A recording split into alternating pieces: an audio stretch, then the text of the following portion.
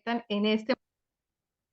Sean todos bienvenidos y espero que las personas que se conectan más tarde y los que ven este webinar más tardecito, pues también nos puedan hacer sus preguntas. Hoy vamos a hablar de un tema súper importante y por favor, pongan mucha atención, pongan mucho cuidado porque esta es una de las oportunidades de mejora que nosotros podemos trabajar muchísimo para poder agregar valor en las organizaciones.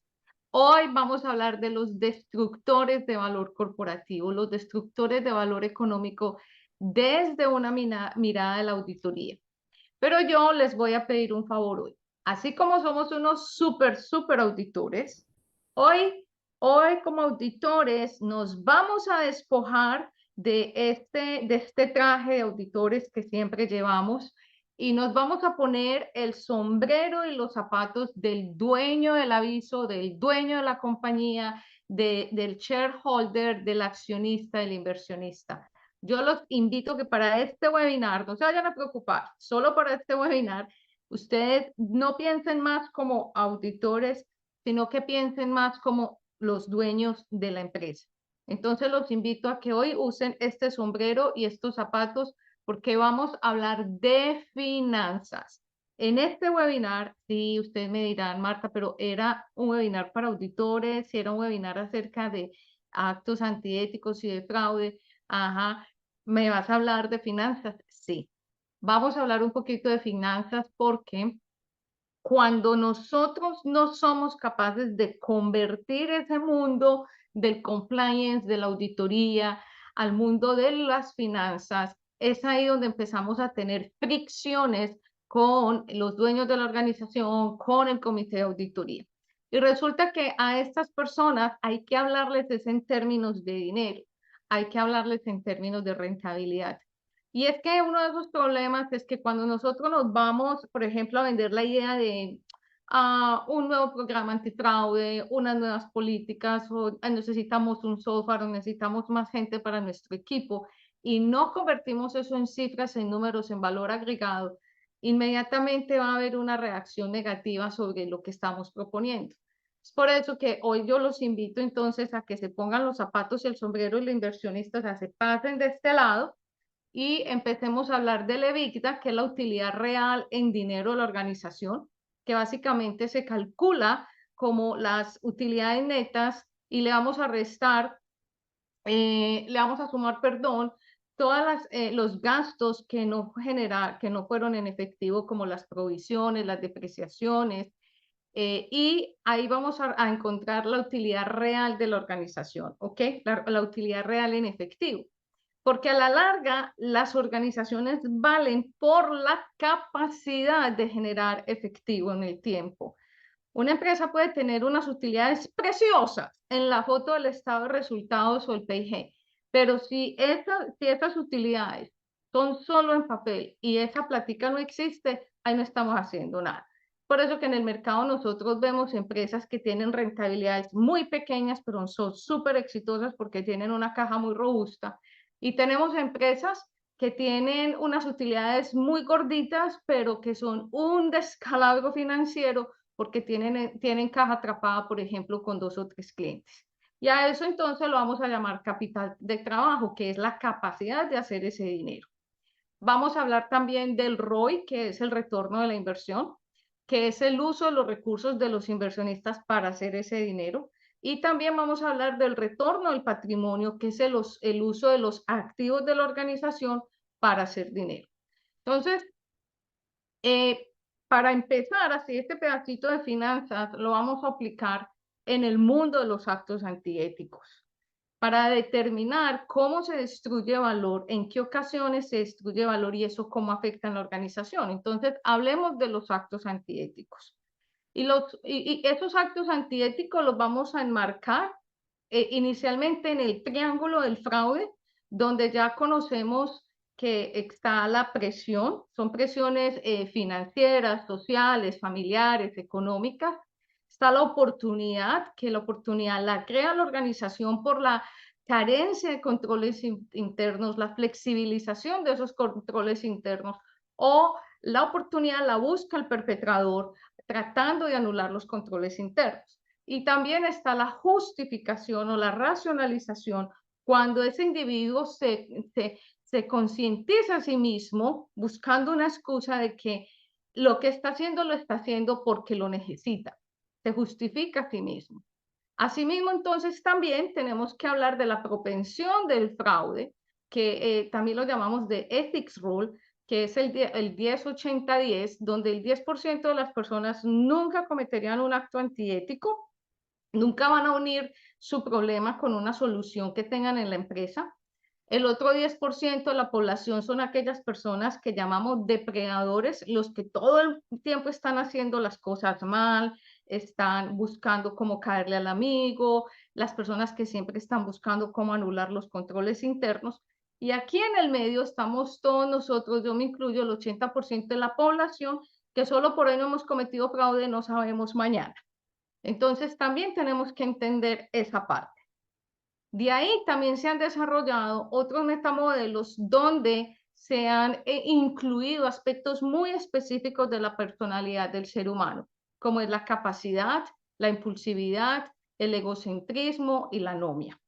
Y por último, también viene otro metamodelo donde incluye la cultura y la sociedad, donde ahí vamos a incluir el tono a la cabeza, el zumbido en el piso, el empuje en el medio y pues ahí también podemos conectar los niveles de corrupción en las distintas jurisdicciones. Entonces miren que cuando hablamos de actos deshonestos, estamos hablando de esos actos que de alguna manera impactan negativamente a la organización. De esa manera, por ejemplo, traen unas pérdidas.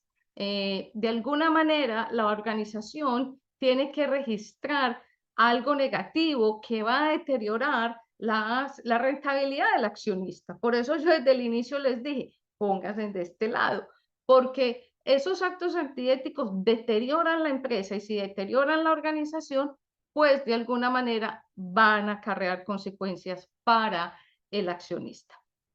Y esas consecuencias generalmente se ven de orden legal. Se ven de orden legal porque hay multas o sanciones, hay suspensión de la licencia para operar, el cierre del establecimiento y en muchas ocasiones cárcel. Muchas personas por culpa de esos actos deshonestos tienen que ir a la cárcel.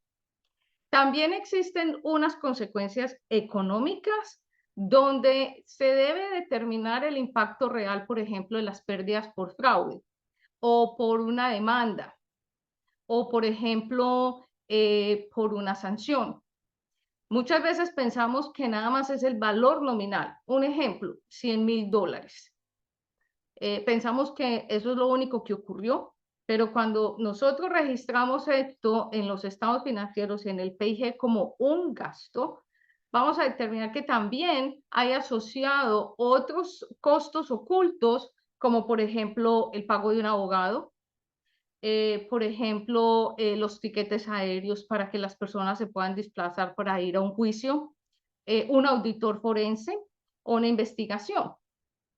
Adicionalmente, en esas consecuencias económicas está el abuso corporativo, que es un fraude por descubrir, que mucha gente no sabe cómo asociarlo, cómo encontrarlo, y es que en términos de fraude, cuando ya encontramos esos $100,000, un ejemplo, lo que se perdieron, no sabemos cuándo eso empezó a ocurrir.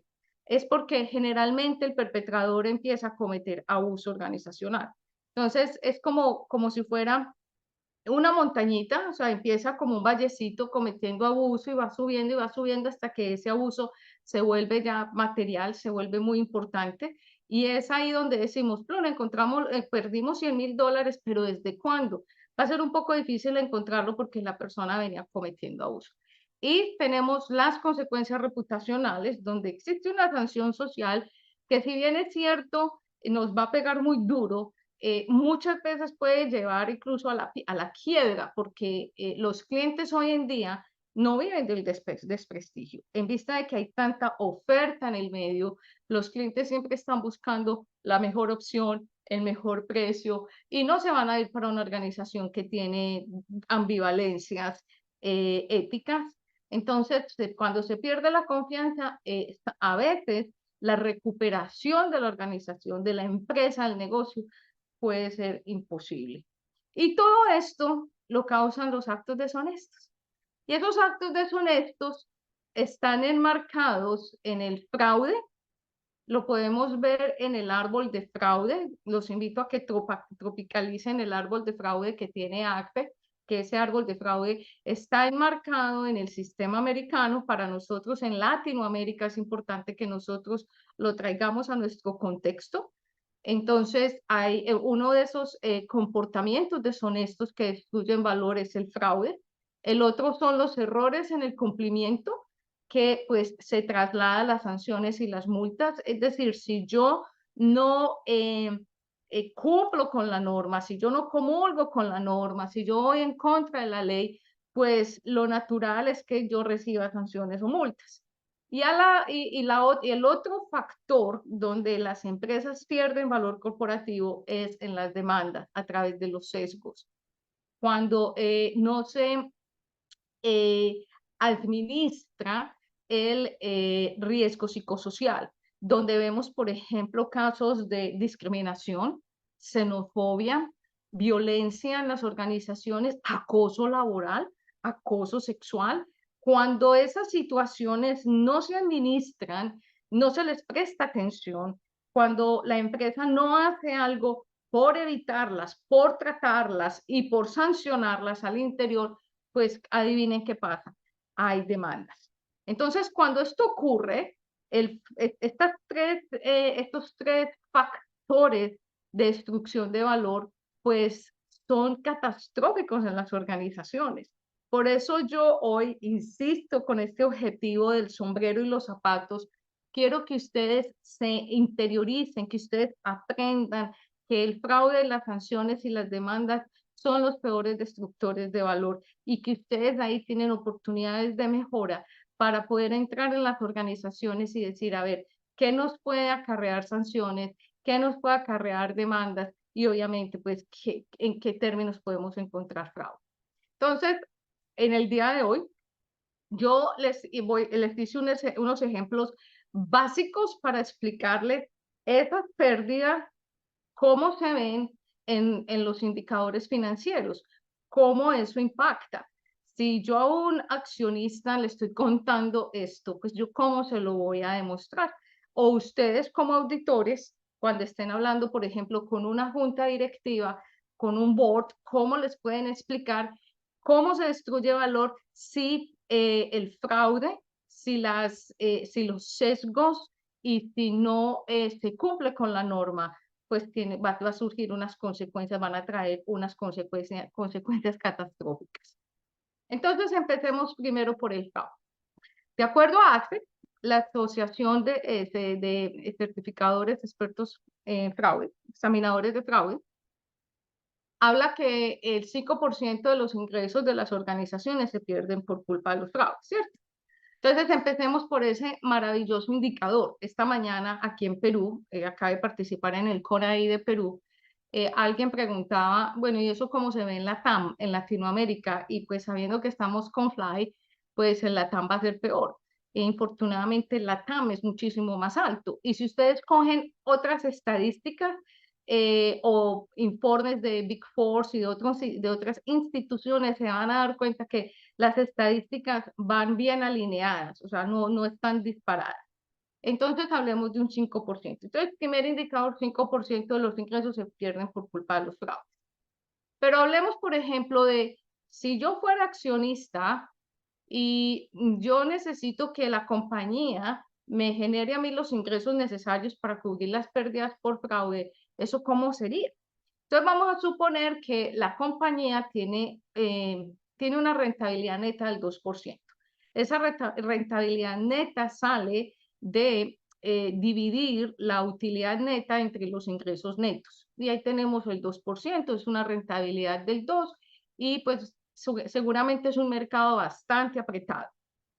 Y vamos a suponer que ese año hubo una pérdida por fraudes de $100,000, ¿ok?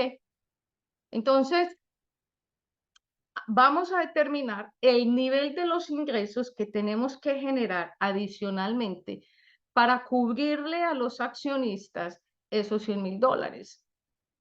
Porque piensen, si ustedes fueran accionistas, ustedes van a permitir que el perpetrador se lleve más que ustedes. Entonces, yo como accionista le puedo decir a la organización, no, no, no, no, no, a mí no me participe de los fraudes, a mí págueme mi utilidad como tiene que ser. Entonces, si nosotros fuéramos a buscar esos ingresos adicionales para cubrir esa pérdida de $100,000, nosotros tendríamos que vender $5,000,000 adicionales. ¡Wow! Eso es mucho dinero. Por ejemplo, para una pequeña y mediana empresa puede que sea mucho, puede que sea mucho para una gran empresa, puede que para una empresa global no sea tanto, pero de todas maneras es una proporción bastante amplia entre $100,000 y $5,000,000. Y si la utilidad sigue siendo más pequeña, entre más apretadita la utilidad, más es la generación de ingresos que tienen que generar. ¿Por qué? Porque eso significa que la empresa está destruyendo valor. No es lo mismo cuando es una utilidad del 20%. Si fuera una utilidad del 20%, estaríamos hablando que tendrían que generar solamente $500,000. Entonces, miren cómo la destrucción de valor se va viendo cuando hacemos esos cálculos reales. Por eso ustedes deben de tomar nota de esto cuando estén negociando, ahora que están entrando a negociar los presupuestos para el 2024, están entrando a negociar nuevas herramientas tecnológicas, nuevo personal. Por aquí pueden empezar ustedes esas conversaciones. Entonces, aquí hay una oportunidad de demostrar que, por ejemplo, si tienen un fraude, ya tienen un valor nominal, ¿cuánto sería la generación de ingresos adicionales para cubrir esa pérdida por fraude y poderle entregar a los accionistas el valor real? Pero adicionalmente, hay que pensar en los impuestos, porque a la administración de impuestos no se le puede decir que usted se va a descontar de los impuestos del 2023 $100,000 como gasto porque le cometieron fraude. Las administraciones de impuestos son muy reacias a aceptar las pérdidas por fraude como gastos descontables. Entonces, en muchos casos, la administración dice, a mí no me cuente esa historia, a usted tiene que conciliar fiscalmente y resulta que entonces yo no puedo poner esa pérdida como fraude, como parte de mis gastos operativos para pagar menos impuestos, sino que antes los tengo que sacar. Es decir, antes tengo que pagar impuestos por esto. Entonces el perpetrador no solo se llevó 100,000, sino que yo a la administración le tengo que pagar en teoría la tasa de impuestos que puede ser del 30% para muchos de nuestros países de Latinoamérica. ¡Wow! Miren todos esos costos ocultos y a eso súmenle el tiempo de la investigación, por ejemplo, si hubo que contratar un auditor forense, si hubo que contratar un abogado, más la pérdida nominal del fraude. Entonces, miren cómo esos costos ocultos van sumando al valor nominal del fraude y por ende, si yo necesito generar unos ingresos, estos van a ser muy altos. Esto mismo lo pueden calcular con las demandas y con las sanciones. Entonces, ya empezamos con la generación de ingresos adicionales. Ahora vamos a hablar del capital de trabajo. El capital de trabajo es un indicador importantísimo a nivel financiero porque habla de la salud de la compañía. Las empresas nacieron para hacer dinero, las empresas se miden por su capacidad por hacer dinero, por hacer cash, y ese cash a mí me lo van a generar los inventarios, las cuentas por cobrar menos los proveedores. Así de simple. Por eso muchas veces cuando las compañías tienen inventarios fijos, muchos inventarios fijos, y que esos inventarios fijos no son operativos, hablamos de que tienen caja atrapada y a veces hay que vender esos activos. Y por eso también a veces cuando dicen, por ejemplo, en una empresa pequeña, no, es que el apartamento del dueño y el carro del dueño están incluidos los activos de la compañía, lo primero que uno le dice, eso hay que sacarlo de ahí porque si eso no le está generando valor a la organización, lo está perjudicando. Entonces, el capital de trabajo está relacionado con inventarios, cuentas por cobrar y proveedores. Y eso a su vez tiene unas arandelas que pues está asociado a los activos fijos, a las ventas, las compras, a recursos humanos, obviamente el disponible, que es la generación de efectivo como tal, la contratación, los estados financieros y los gastos. Entonces, cuando nosotros hablamos del capital de trabajo, nos damos cuenta que lo que más le gusta a los perpetradores llevarse a la organización es precisamente el efectivo, el inventario, lo que tienen en cuentas por cobrar y los chanchullos o la corrupción que hacen con los proveedores. Ahí es donde más se concentran los fraudes en las organizaciones. Es decir, cuando hablamos de fraude y capital de trabajo, estamos destruyendo el valor de la organización. Por eso quiero enfocarme en este indicador puntual. Porque si el capital de trabajo son los inventarios, más las cuentas por cobrar menos los proveedores y la caja mínima, más la caja mínima, eso es lo que se llevan los perpetradores a eso. Ese es el diario vivir y el caballito de batalla de los perpetradores. Llevarse el inventario, utilizar las cuentas por cobrar, el jineteo, utilizar igual las cuentas por pagar o tener relaciones con los proveedores donde vemos conflictos de intereses y manipulación y obviamente pues el manejo del efectivo. Entonces aquí también vemos cómo el fraude destruye valor porque efectivamente el perpetrador ataca el capital de trabajo. Ahora, en términos del EBITDA, el EBITDA, como lo expliqué al inicio, es la utilidad real en efectivo de la organización. Una organización puede ser muy buena teniendo utilidades en papel, pero si no tiene caja, no tiene nada. Así de simple. Entonces, el EBITDA es tomar la utilidad neta a la organización y volverle a sumar esos gastos que no generaron salida de efectivo, como fueron, por ejemplo, las depreciaciones, como fueron las provisiones. Y ahí ya vemos exactamente cuál fue esa generación de efectivo de la organización. Entonces, ahí es donde se mide la capacidad también de hacer plata en la empresa. Pero resulta que cuando nosotros tenemos abusadores en las organizaciones, lo que más atacan esos abusadores son las cosas que tienen relación con el estado de resultados o el consumo, como es la papelería, los insumos de aseo y cafetería, las herramientas, los uniformes. Y esos son gastos que ya la organización pagó en efectivo, ¿ok? Que son unos inventarios que de alguna manera se usan para generar las operaciones de la organización, no necesariamente para vendérselos a un cliente o a un tercero, pero que el empleado asume esos inventarios como propios, porque los usa como un sistema de compensación, como una forma de vengarse porque no le pagan bien, porque en muchas ocasiones él ve o ella ve que pues los insumos de papelería y de oficina están ahí a la mano y los necesita, pues ¿quién se va a dar cuenta? O es que solamente son unas pocas hojas, ¿quién se va a dar cuenta? O como ahorita que estábamos hablando en el break acá en Perú, en Lima, el tema de la gasolina, del combustible de los vehículos. Pues si la empresa tiene un solo carro es muy fácil de controlar, pero cuando estamos hablando de una flota de 150, 200 camiones, eso tiene otro cantar. Entonces, puede que las personas no vayan a vender la gasolina a un tercero, pero el mero hecho de usar el vehículo para hacer sus diligencias personales sin autorización de sus jefes, al escondido, como me ha pasado a mí o me pasó a mí hace muchos años, que el conductor de la empresa los sábados en la tarde entregaba el carro más tarde porque después de cerrar la compañía, en vez de irse para el parqueadero, pues ponía el carro a trabajar en mudanzas para ganarse un dinero extra y parqueaba el carro en la noche. Entonces me dirán, ¿y eso qué tiene de malo? Eso sí tiene algo de malo. Claro, está abusando de un recurso de la organización. Puede que usted no lo vea como fraude, pero el abuso es un fraude determinado porque es la violación de confianza y hace así lo tiene señalado en la definición de fraude. Pero adicionalmente, esto no es lo único con respecto al fraude y a la EBITDA.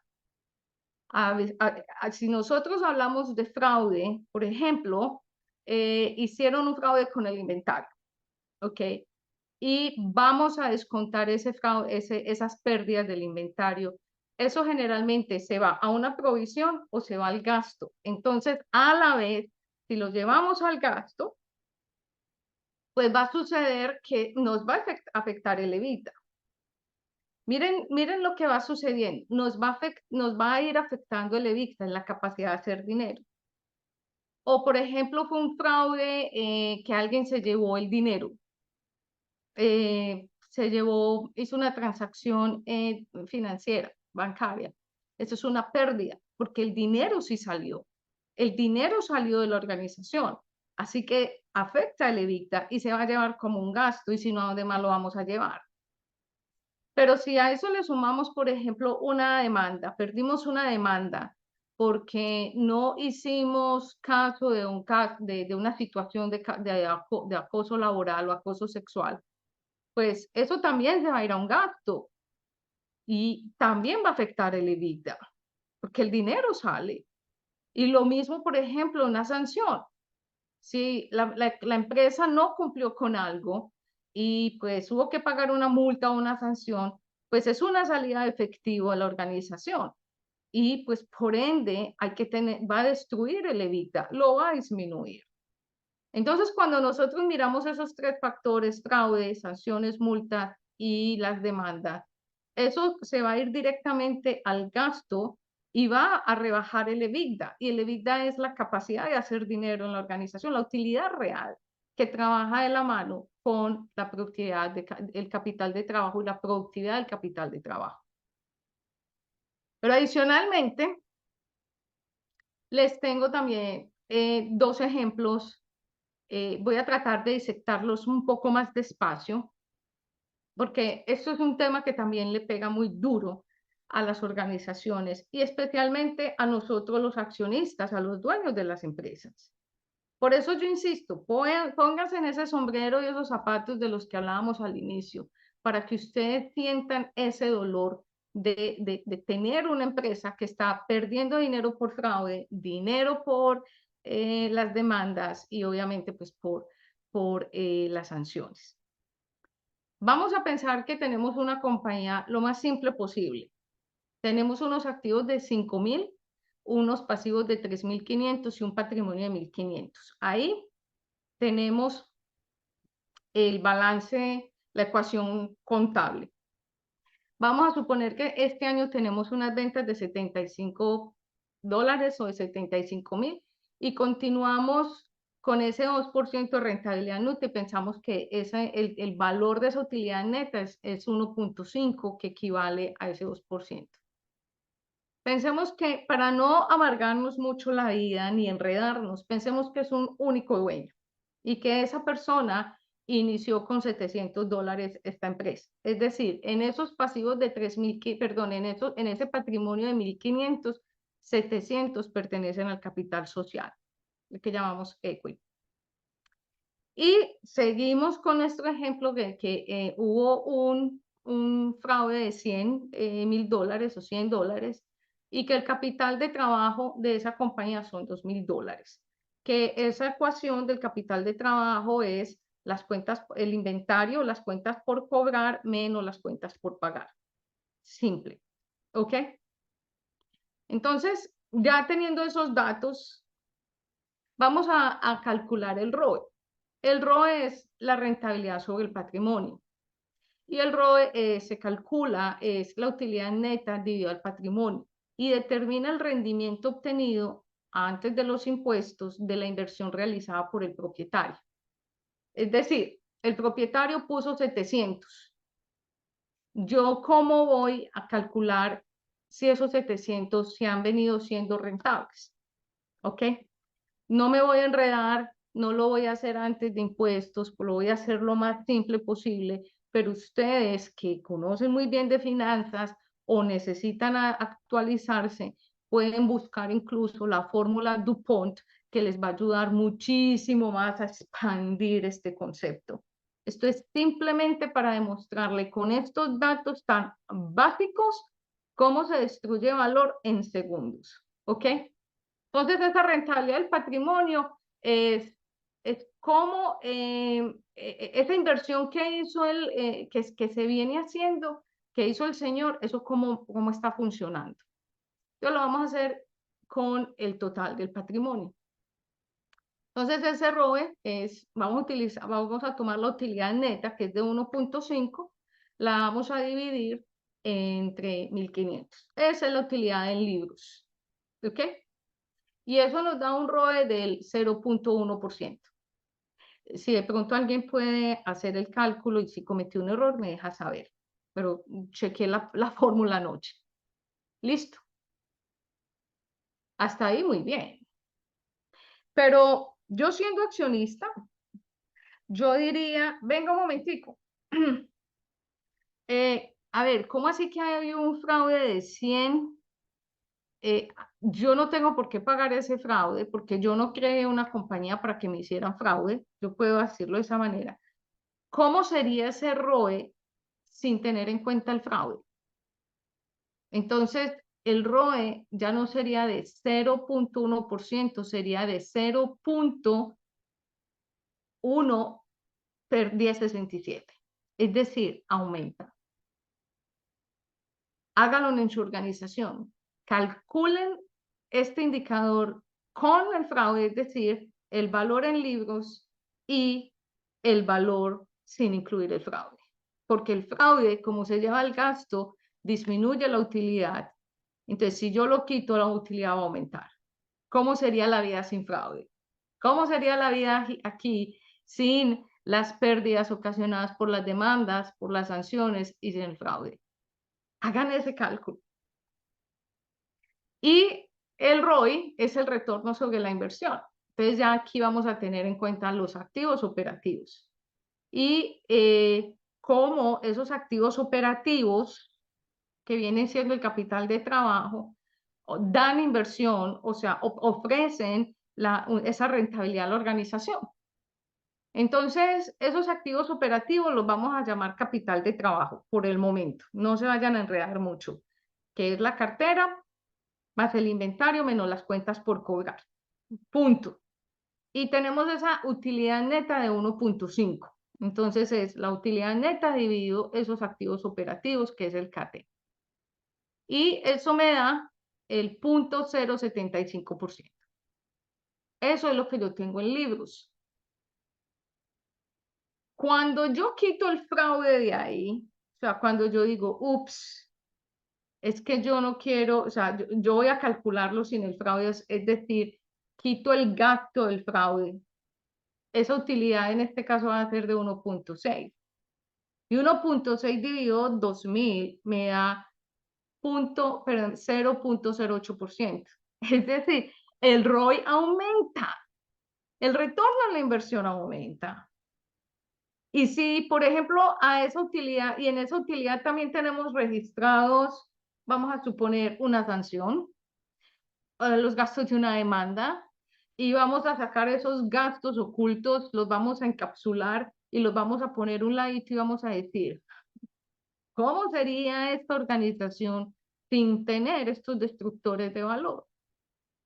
Ah, el ROI va a aumentar. Por eso en muchas ocasiones, cuando ustedes están en negociaciones, por ejemplo, con un big player, con una persona que los va a comprar, los va a absorber, hay un joint venture, o sea, viene un gran jugador y les dice, tú me gustas, yo quiero comprar tu negocio, y hay una valoración, de esa valoración sacan todas esas partidas que son destructoras de valor, que no pertenecen al negocio como tal. Entonces se depuran las cifras del negocio y ese big player, ese jugador importante le dice al dueño de la empresa, mira, tú tienes un negocio muy lindo, me encanta lo que tú haces, pero tú me dices que la compañía vale 10 millones de dólares. No, tu empresa vale solo 5 millones de dólares porque yo no voy a pagar por tus sanciones, ni por tus multas, ni por tus demandas, ni por tus fraudes, porque eso destruye valor. Yo te voy a comprar solo el core del negocio, que es lo que a mí me importa. Yo no voy a comprar ni por tus activos inoperativos, ni voy a pagar por esos destructores de valor. Entonces, muchas veces los negocios se caen, es porque, claro, el dueño de la empresa dice, no, pues yo cómo la voy a vender el negocio por 5 millones y yo estoy esperando 10. Pero la verdad tiene que ser dicha. El problema no está en que el negocio no genere, el problema está en que si la empresa o el dueño está asumiendo esos riesgos tan altos en tener fraudes, demandas y multas por no hacer las cosas bien, pues ahí va a estar la destrucción de valor. Entonces, hay que entender que las multas, las sanciones, las demandas son factores horribles, horripilantes, que ustedes hoy como auditores o nosotros como auditores hoy tenemos que trabajar en ellos. Hoy nosotros necesitamos tomar las riendas de esas situaciones. No es solo el fraude. Si ustedes hoy empiezan a trabajar qué produce las multas, las sanciones, las demandas, se van a dar cuenta que generalmente vienen asociadas a riesgos que no se están administrando bien. Yo que trabajo con lo bueno, lo malo y lo feo del ser humano todos los días, porque así tiene que ser dicho, encuentro situaciones donde esos riesgos asociados al acoso laboral, al acoso sexual, a la discriminación, a la xenofobia, a la venganza, a la violencia laboral, porque existe, la violencia laboral existe, es tangible, ocasiona estas situaciones. Esto no me lo estoy inventando yo, esto lo vemos todos los días. Y muchas veces no sale a la luz porque ocasiona un desgaste reputacional para la organización.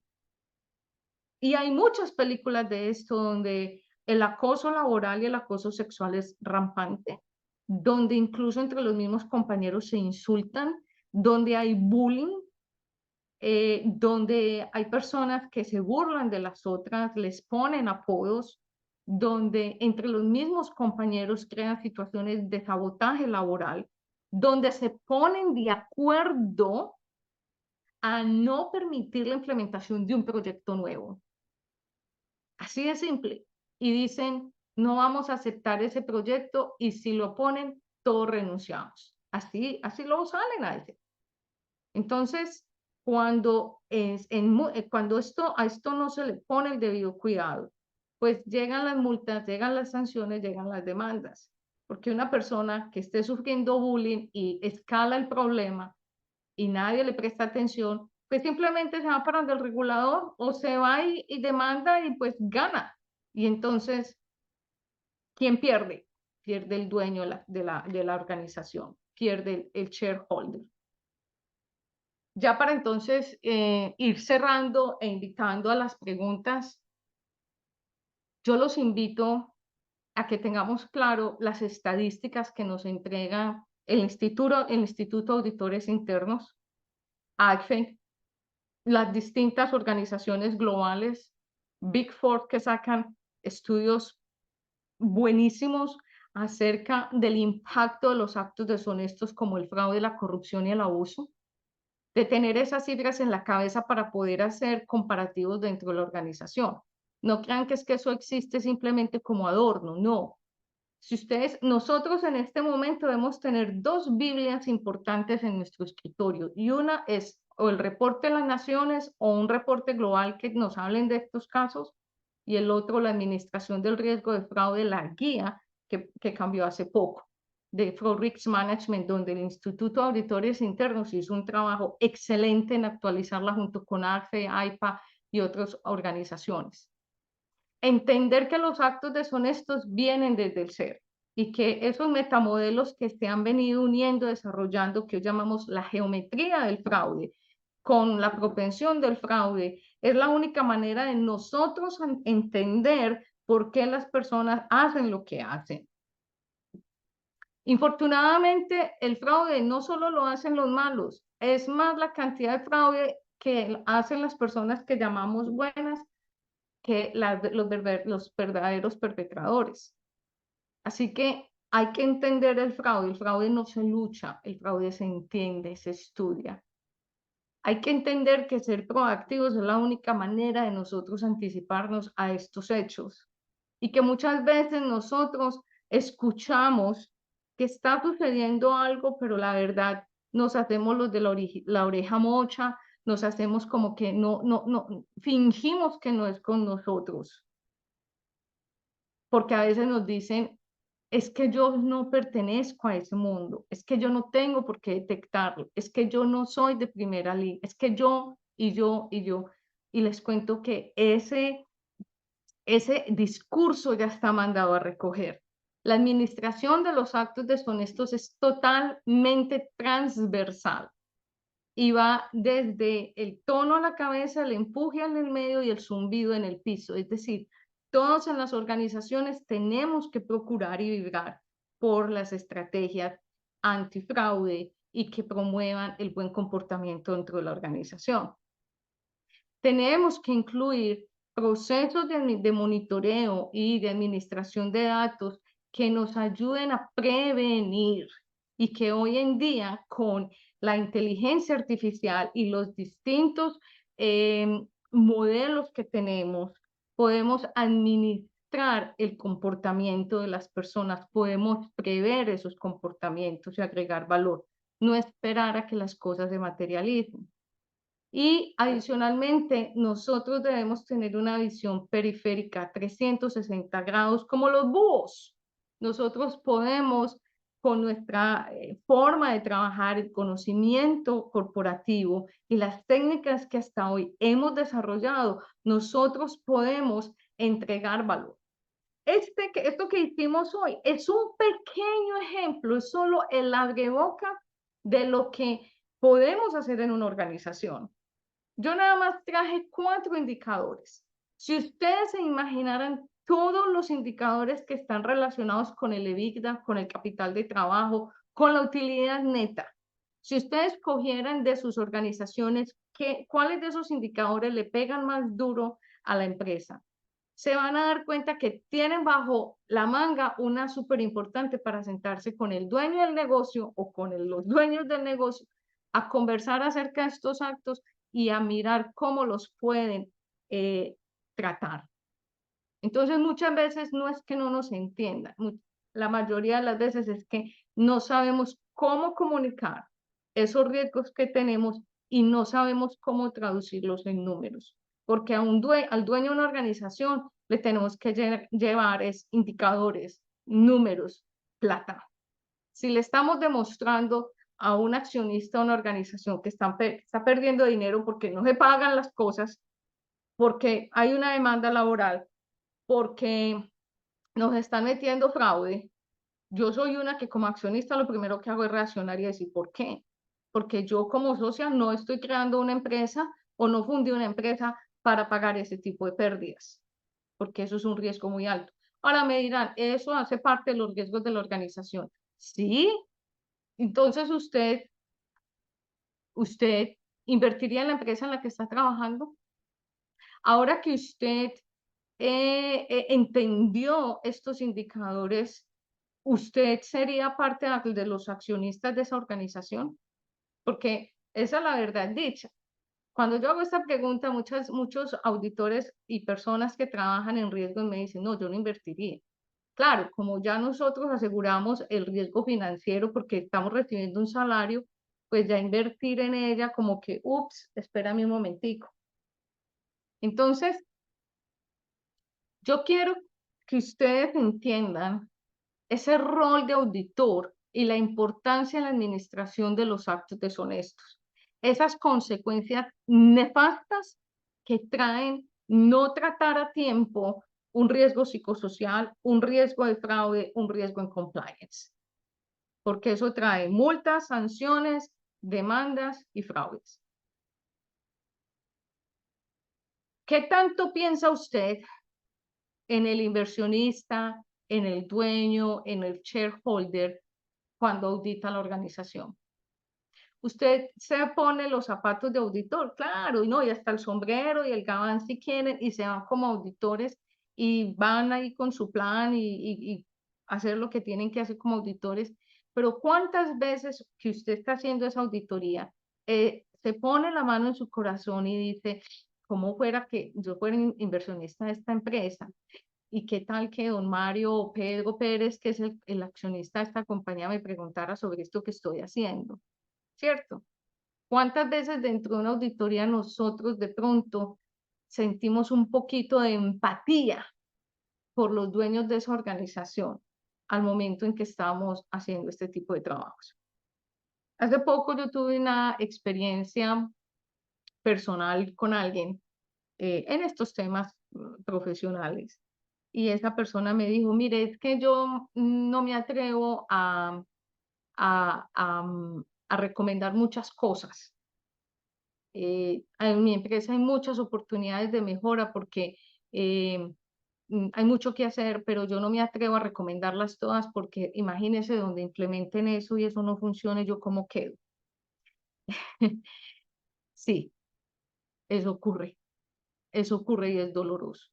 Así que yo los invito a que me hagan todas las preguntas que quieran, a que compartan esta información, a que hoy ustedes salgan su mente al mundo financiero y al mundo de la generación de valor económico y a la generación de dinero para el inversionista.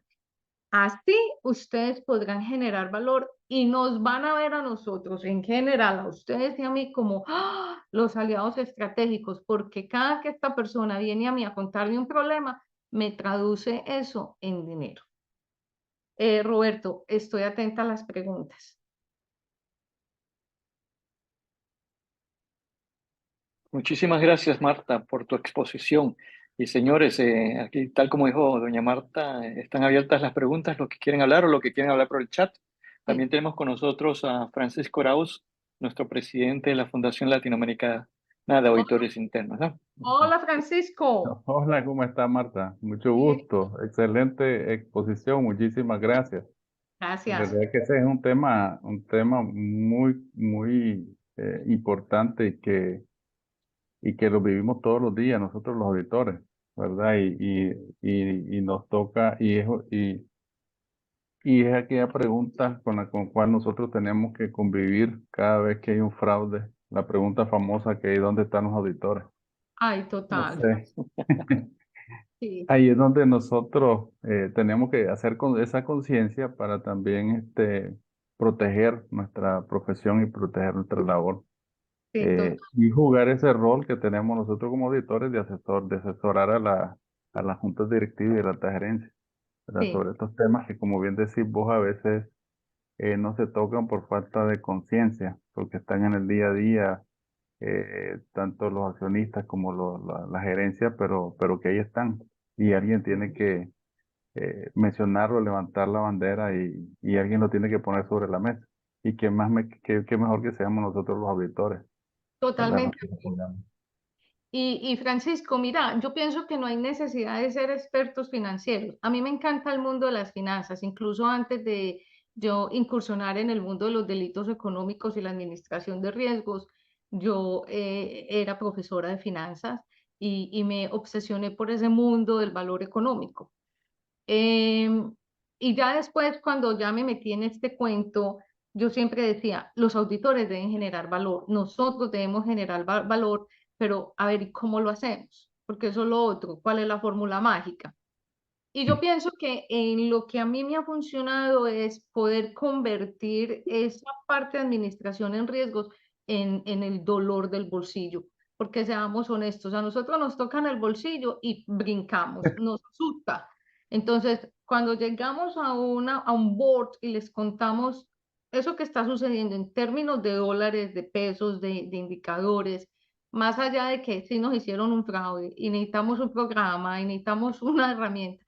Claro, como se cuente la historia va a generar el cambio en nuestra audiencia. Y esa forma de hacerlo es a través de las finanzas. Así es, en definitiva, pues nosotros tenemos que ponerle los números al, al board o a la gerencia para generar esa conciencia, pues, porque lo que no se cuantifica, pues lo que no se mide, no podemos, no tenemos noción de qué es lo que estamos hablando. Totalmente de Sí. acuerdo. Bien, tenemos tenemos preguntas ahí, Roberto. Si nos ayudas para leer algunas de las preguntas que pueden, Sí. que pueden estar ahí en pantalla.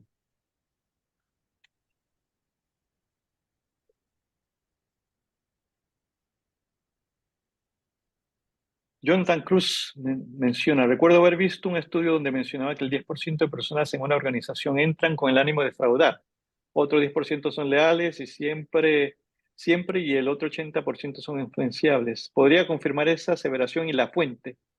La fuente, ya que usted lo mencionó en sus conclusiones, es propensión al fraude, para ver entonces el material donde se cita, en caso tal, ¿no?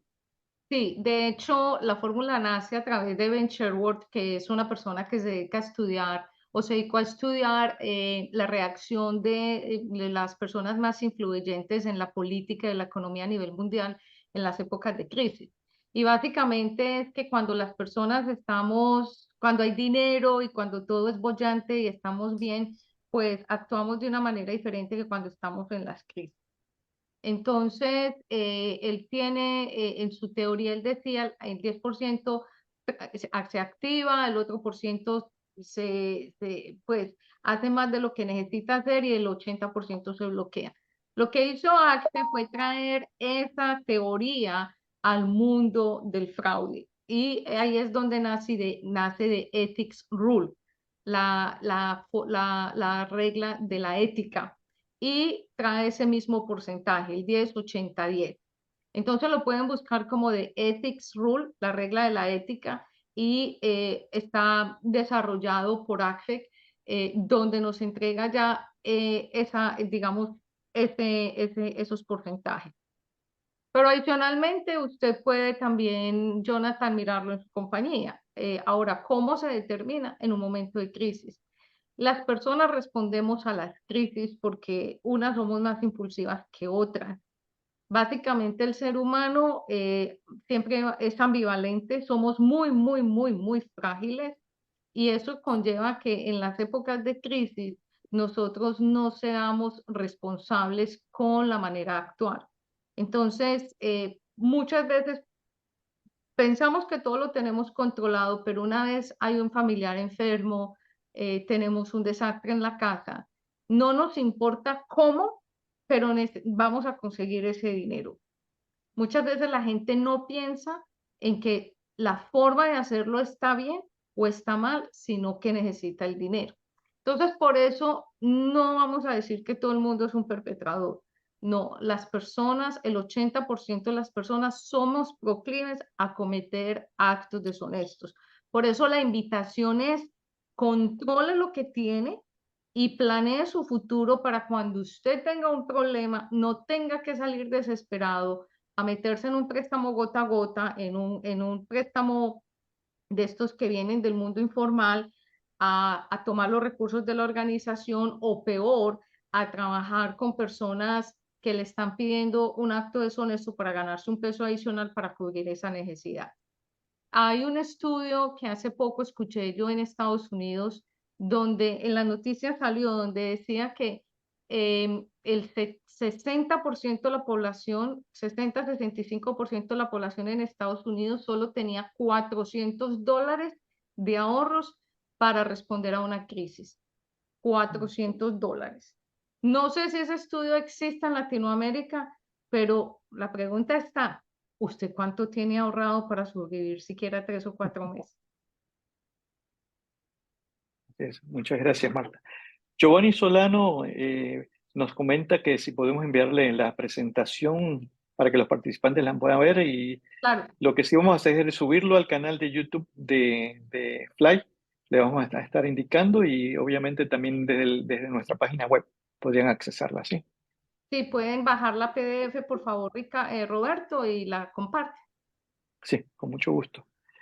Otra pregunta de Nelson Ricardo Torres Olmos: ¿cómo se ve el fraude cibernético frente a esta proporción de cómo afecta el EBITDA, el ROI y el ROE, el ROE y el ROI?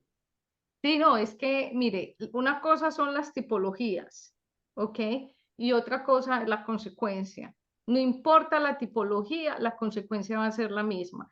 Si a usted le roban haciendo una transacción financiera a través de la grilla de pagos, si le roban en la caja menor, si le roban por el inventario, si alguien cometió un acto de corrupción dentro de la organización o un acto de corrupción, por ejemplo, en una licitación, las consecuencias van a ser las mismas. Entonces, aquí en la destrucción de valor va a ser igual, va a ser igual. ¿Qué va a cambiar? Es las políticas que se tienen que implementar o los cambios que se tienen que implementar para que eso no vuelva a suceder. Entonces ya, si es un robo, por ejemplo, un fraude a través de la grilla de pago, bueno, entonces, ¿quién tenía las claves, los passwords? ¿Quién administraba la grilla de pagos? ¿Quién tenía los tokens? Ese tipo de situaciones son las que se tienen que ver, que son más de carácter operativo, pero a nivel de pérdidas, el impacto va a ser igual. Excelente. Así es. Sí. Si quieren alguna otra pregunta o le concedemos la palabra entonces a don Francisco, ¿no? Que nos va a anunciar sobre noticias del próximo congreso también. Ah, ok. Nada, bueno, bueno, antes que todo, agradecer, reiterar el agradecimiento para Marta con, por esa disposición que ha tenido siempre tanto con FLY como con todos los institutos de FLY, que ahí la he visto que ha estado participando en todos los institutos casi de Latinoamérica, Marta, ¿verdad? Sí. Sí, en este momento Sí, estamos en Lima, en el CONAEM. ok, muchísimas gracias también, porque yo sé que tenías ese otro compromiso con Perú, porque ahorita está el Congreso, su Sí, Congreso, su CONAI, su Congreso Nacional de Auditores Internos, y Marta está participando ahí con una de expositora de un tema también interesante. sí, Eh, y también nos has aportado en otros institutos, pues ya has trabajado con nosotros. Entonces, para nosotros es un gran gusto siempre tenerte por acá, ya sos de casa, ¿verdad? En toda Latinoamérica. Y entonces, no, y esperamos contar siempre con tu participación en los próximos meses te estaremos invitando nuevamente para seguir abordando este y otros temas también relacionados con riesgo o con riesgos relacionados, pues riesgos operacionales. dale. Eh, este, Quisiera también aprovechar para invitarlos a nuestro Congreso Latinoamericano de Auditores Internos que está próximo a realizarse, que será el próximo mes. Lo tenemos, la sede será en Punta del Este, en Uruguay. Los invitamos a que participen de forma presencial. Va a ser una muy bonita experiencia, una experiencia inolvidable. Estamos trabajando fuerte para que así sea. Tenemos un programa ya bien diseñado con expositores de primer nivel y temas muy interesantes de actualizar, temas actualizados. Hemos conversado en ocasiones anteriores sobre el tema del Rising Focus, que estaremos presentándolo por primera vez que se está haciendo esa evaluación en Latinoamérica, y estaremos presentándolo en el CLAI. También estaremos hablando sobre las nuevas normas globales y otros temas de interés.